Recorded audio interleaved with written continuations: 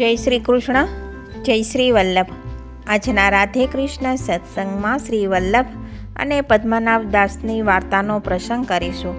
પણ તે પહેલાં આપ રાધે કૃષ્ણ સત્સંગમાં જોડાવા માંગતા હોય તો લાઈક કરજો, શેર કરજો અને સબસ્ક્રાઈબ કરજો, જેથી આવતા નવા તમામ પ્રસંગો આપણા સુધી પહોંચી શકે. એક વખત શ્રી આચાર્યજી મહાપ્રભુજી શ્રી ગોકુલથી અડેલ પધારતા હતા. તે સમયે કોઈ વેપારી ક્ષત્રિ કેટલીક ચીજવસ્તુઓ લઈને ચાલતો થયો.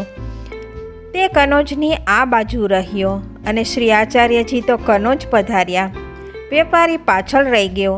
તેટલામાં તેની પાસેથી ચોરોએ બધી ચીજવસ્તુઓ લૂંટી લીધી. શ્રી આચાર્યજી તો હવે રસોઈ કરીને શ્રી ઠાકોરજીને ભોગ ધરાવ્યો. એટલામાં તો વેપારી રોતો કકડતો આવ્યો અને બોલ્યો કે શ્રી આચાર્યજી શું કરે છે?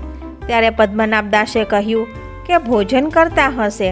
વેપારી કહે કે અમારો સર્વ સામાન લૂંટાઈ ગયો છે અને શ્રી આચાર્યજી ભોજન કરે છે.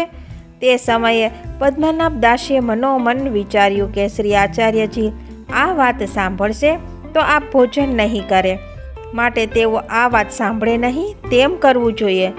તેથી પદ્મનાભ દાસ વેપારીને બાઈ ઝાલીને બહાર લઈ ગયા અને પૂછ્યું કે સત્ય વાત કહે, તારી કેટલી વસ્તુઓ ચોરાઈ ગઈ છે? વેપારીએ સર્વ વાત કરી. એટલે પદ્મનાભ દાસ વેપારીને એક શાહની દુકાને તેડી ગયા. શાહે પદ્મનાભ દાસની ઘણી આગતા સ્વાગતતા કરી. પછી શાહે કહ્યું કે આજ્ઞા આપો, આપ શા માટે અત્રે પધાર્યા છો? પદ્મનાભ દાસ કહે કે આ વેપારીને આટલું દ્રવ્ય તો આપવું જ ઘટે. એ દ્રવ્યનું ખતપત્ર અમે આજે લખીશું. શાહ બોલ્યા, પદ્મનાભ દાસજી તમને જોઈએ તેટલું દ્રવ્ય લ્યો, ખતપત્રની વાત શી? પદ્મનાભ દાસ કહે કે પ્રથમ ખતપત્ર લખીને પછી જ દ્રવ્ય લઈશ.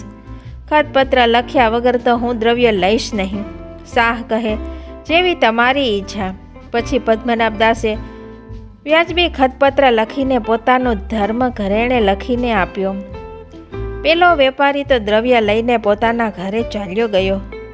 ત્યારે પદ્મનાભ દાસને શ્રી આચાર્યજીએ પૂછ્યું કે તું ક્યાં ગયો હતો? પદ્મનાભ દાસ કહે, મહારાજ એક કામે ગયો હતો.